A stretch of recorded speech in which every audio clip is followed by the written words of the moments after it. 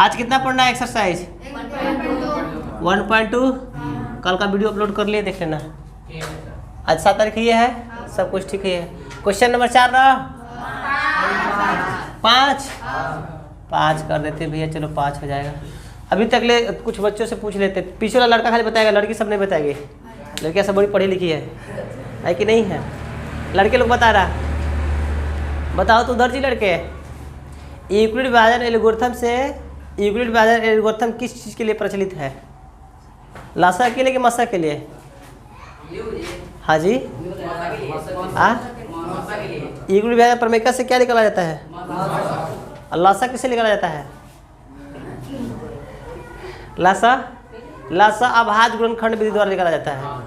लासा के लिए उभयनिष्ठ संख्याओं के घात का बड़ा घात लेते हैं कि छोटा घात?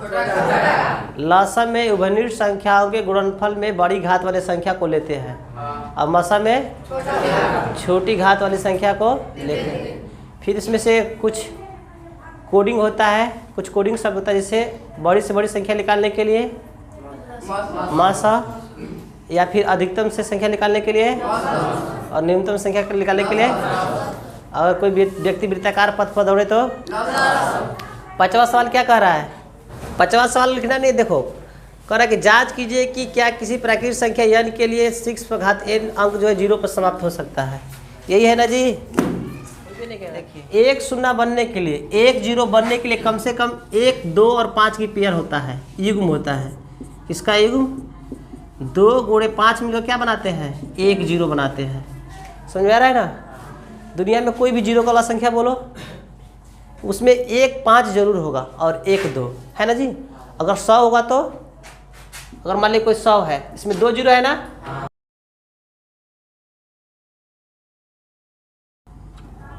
चलो 2 ठो 0 है, 2 0 का मतलब क्या है बताओ तो?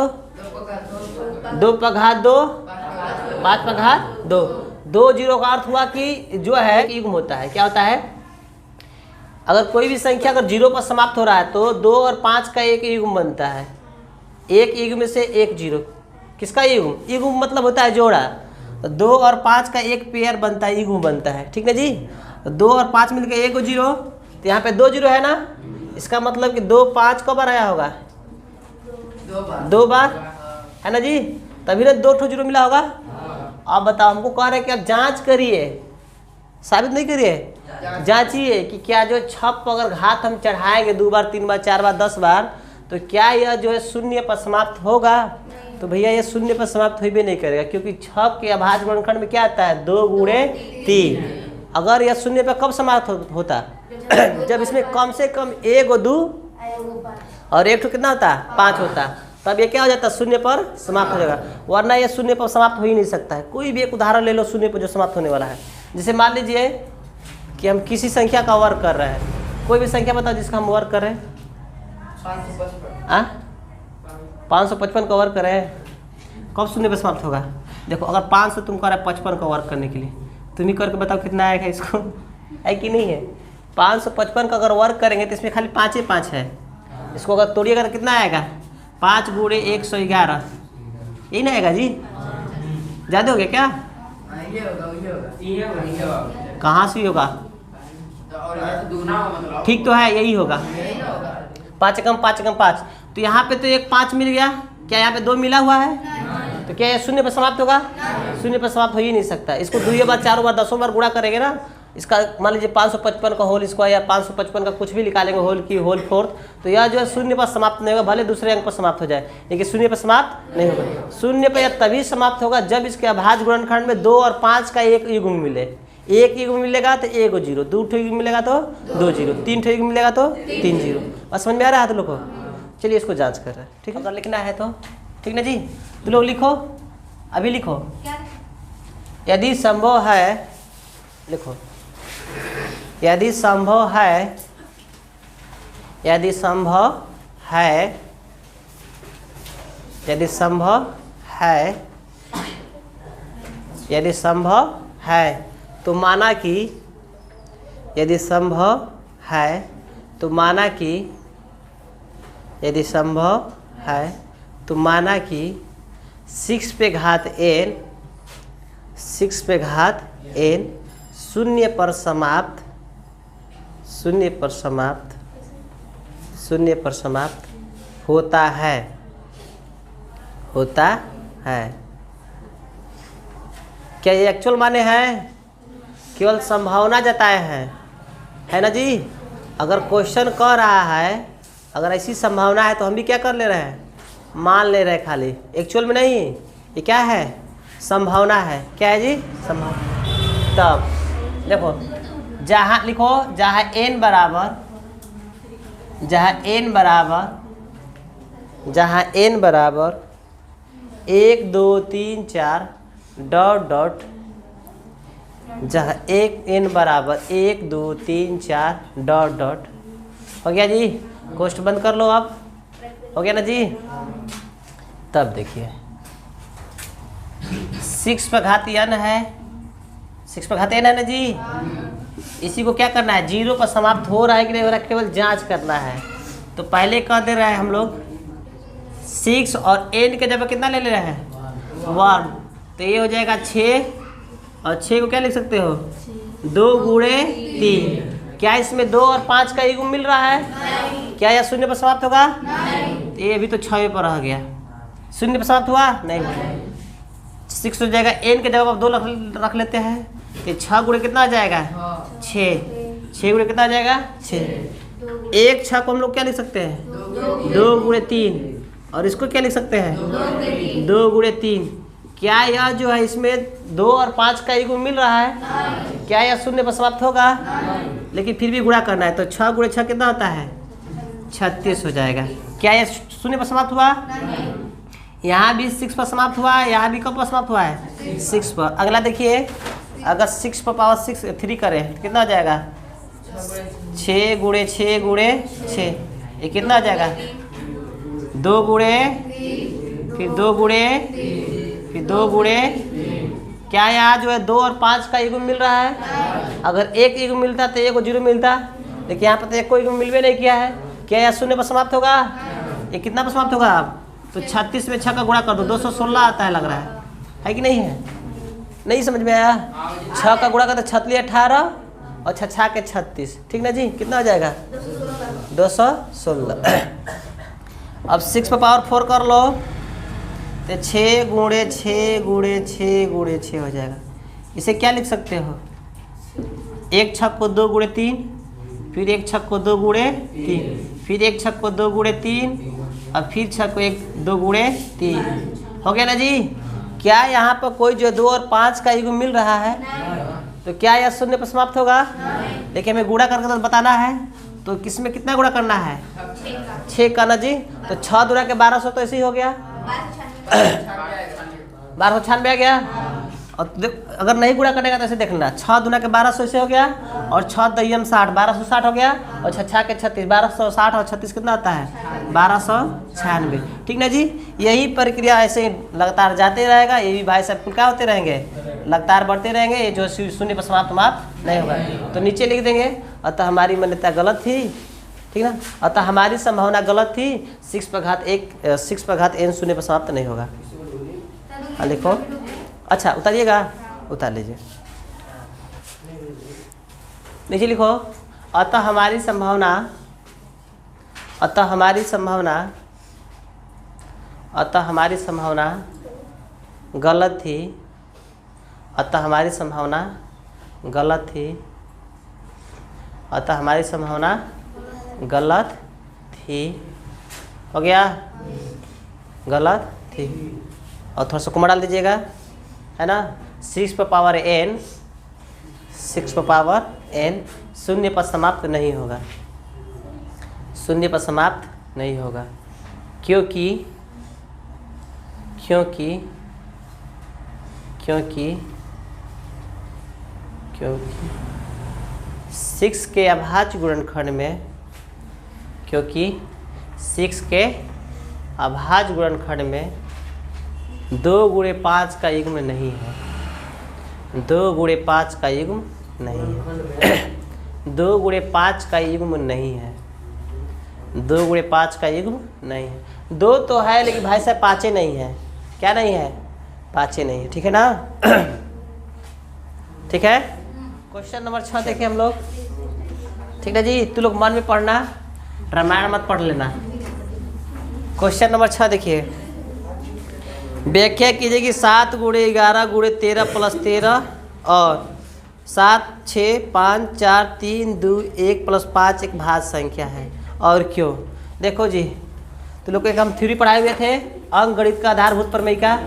ये क्या कहलाता है, यदि कोई संख्या ए हो, यदि कोई संख्या ए हो और इसे जो है ए का अभाज्य गुणनखंड यदि बी और सी हो, क्या हो, मतलब कहने का मतलब ये है कि ए को जो है बी गुणे सी के रूप में लिख दिए, तो ए जो होता है विभाजित होता है किससे, बी से, या फिर ए विभाजित होता है किससे, सी से, अर्थात ए क्या है, भाज्य संख्या है। ए क्या है, तो अंक गणित का आधारभूत प्रमेय क्या कहलाता है कि किसी भी भाज्य संख्या को अभाज्य संख्याओं के गुणनफल के रूप में व्यक्त किया जा सकता है ना जी। जैसे मान लो हम क्या बताए थे, एक संख्या हम 6 लेते हैं, तो 6 का 2 फैक्टर होता है 2 गुणे 3 और ये दोनों को दोनों कहा है, अभाज्य संख्या है।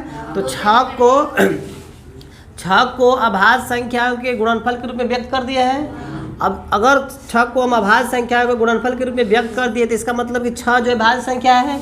किससे भाज्य है भैया, तो 6 विभाजित है 2 से, कितने बार में, 3 बार में, या 6 विभाजित है किससे, 3 से, कितने बार में जी, 2 बार। यही हमें साबित करना है, जो संख्या दिया हुआ है ना क्वेश्चन नंबर 6 में, उसको साबित करना है कि यह भाज्य संख्या है कि नहीं। भाज्य संख्या कब साबित हो जाएगा, जब इसे जो है 2 अभाज्य संख्या है, 2 या 2 से अधिक अभाज्य संख्याओं के गुणनफल के रूप में व्यक्त कर देंगे तब। इसमें गुणनफल तो है लेकिन बीच में प्लस दे दिया है, उसको किस में व्यक्त करना है, गुणनफल के रूप में, ठीक ना जी।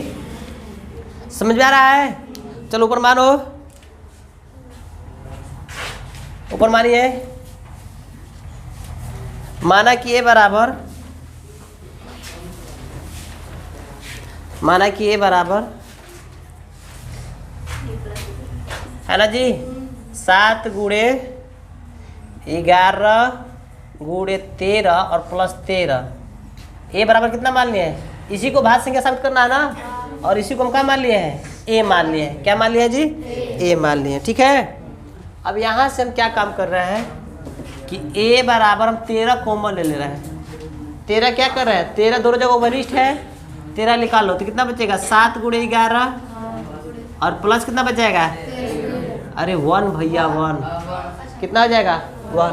तो a बराबर क्या हो जाएगा, 13 गुणे 11 7 77 और 1 78 हो जाएगा, 78 हो गया। आपको पता है कि यदि कोई संख्या हो, यदि कोई संख्या हो और उसे अभाज्य संख्याओं के गुणनफल के रूप में यदि व्यक्त कर दे तो वह क्या होता है, भाज्य संख्या होता है। तो यहाँ हम ए को क्या किए हैं, 17 गुणे ए को जो है 13 गुणे 78 कर दिया ना, इसका मतलब कि ए भाज्य है किससे, 13 से, कितने बार में, 78 बार में, या फिर ए भाज्य 78 से कितने बार में, 13 बार में। तो ए न भाज्य है, ए किसको माने हैं, इसी को ना जी। इसका मतलब ए भाज्य होगा तो ए भी संख्या क्या है, भाज्य है। अतः लिख देंगे यहाँ पे, यहाँ पे लिख दो,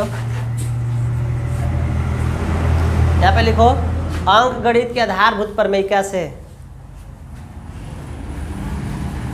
तो चलिए लिखिए, लिखो अंक गणित के आधारभूत प्रमेयिका से, अंक गणित के आधारभूत प्रमेयिका से ए भाज्य है, ए भाज्य है, ए भाज्य है 13 से, ए भाज्य है 13 से, या ए भाज्य है 78 से, 78 से, है ना जी, हो गया ना जी। अतः नीचे लिखिएगा, अतः 7 गुणे 11 गुणे 13 प्लस 13 भाज्य संख्या है। अतः 7 गुणे 11 गुणे 13 प्लस 13 एक भाज्य संख्या है। अतः 7 गुणे 11 गुणे 13 प्लस 13 एक क्या है, भाज्य संख्या है, ठीक है।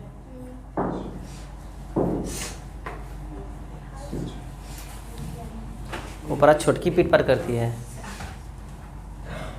अगला इसमें और है ना जी, एक ठो और है, वो कितना है,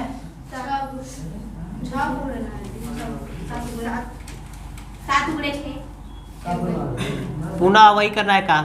पुनः क्या, पुनः ए बराबर किसको मान लेंगे? 7 गुणे 6 गुणे 5 गुणे 4 गुणे 3 गुणे 2 गुणे 1 प्लस 5। अब देखिए भाई यहाँ पे जो है 5 वनिष्ठ है, क्योंकि 5 यहाँ भी है और 5 वहाँ भी है।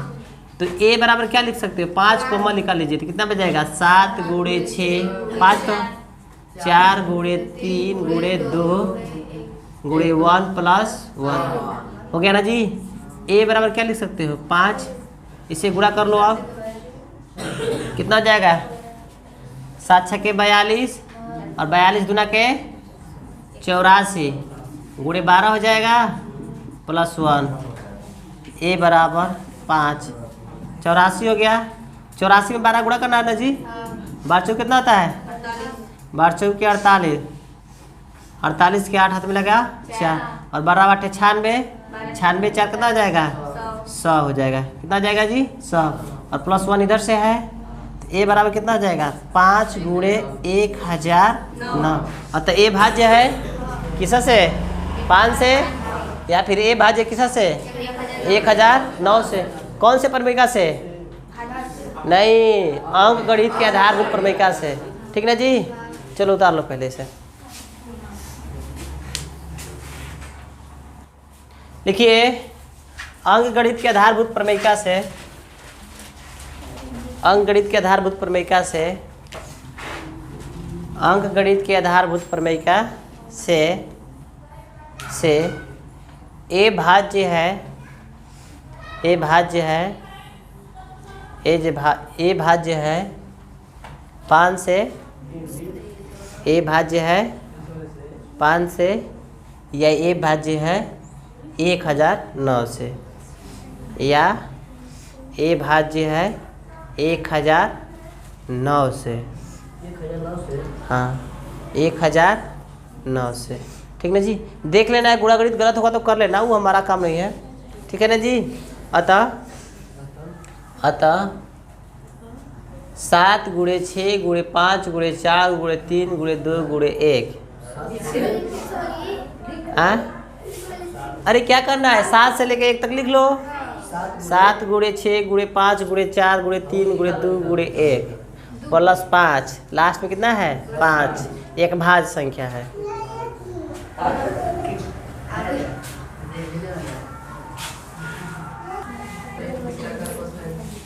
चलिए 7वां सवाल देखो, हम पढ़ दे रहे हैं। किसी खेल के मैदान के चारों ओर एक वृत्ताकार पथ है। पथ कैसा है? आपको पता है कि वृत्ताकार पथ मिल जाए तो एगुड़े केवल एगुड़े दिमाग में चलता है लस। और इस मैदान का एक चक्कर लगाने में सोनिया 18 मिनट ना, जबकि इसी मैदान का एक चक्कर लगाने में रवि 12 मिनट। 12 मिनट क्या करते हैं? समय लगाते हैं। तो मान लीजिए कि दोनों एक साथ चल रहे हैं और क्वेश्चन पूछ रहा है कि दोनों एक साथ कब मिलेंगे, है ना। इन बताना है कि कितने घंटे के बाद दोनों एक साथ क्या हो जाएंगे? मिल जाएंगे। ऐसे सवालों के लिए क्या निकलना है? लसा। तो अब निकाल लेंगे। 12 और 18 का लसा कितना होता है?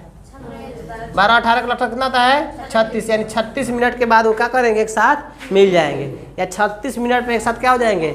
मिल जाएंगे। ठीक है जी। तो बना लोगे ना? लसा निकालने आता है ना जी? सोनिया रवि। सोनिया द्वारा लगा समय कितना है? 18 मिनट। और रवि द्वारा लगा समय 12 मिनट हो गया, है ना जी। चलिए अब हमें क्या कम करना है कि 18 का फैक्टर जानते हो तो लोग? 9 3 3। 18 को क्या लिख सकते हैं? 2 गुणे 3 पर पावर 2। 12 को क्या लिख सकते हैं? इसी प्रकार से कर दे रहे हैं भैया, हम जानते हैं तू लोग गजब आदमी हो। 2 पर घात 2 हो जाएगा, 3 पर घात 1। हमको निकालना है एलसीएम ना जी। एलसीएम के लिए उभयनिष्ठ संख्या में बड़ी घात वाले संख्या को लेते हैं। बड़ी घात वाले संख्या क्या करते हैं? लेते हैं। यहाँ 2 और 2 उभयनिष्ठ है। बड़ा घात वाला संख्या कौन सा? 2 पर घात 2। तो 2 पर घात 2 ले लेंगे, और इसमें बड़ा घात वाला कौन है? 3 पर घात कितना ले लेंगे? 2। तो तो 2 पर घात 2 का मतलब 4, 3 पर घात 3 का मतलब होता है 9, 9 चौके 36, यानी 36 मिनट बाद कहाँ हो जाएंगे वो लोग, मिल जाएंगे और हाल चाल करेंगे। ठीक है, बता रहा हूँ।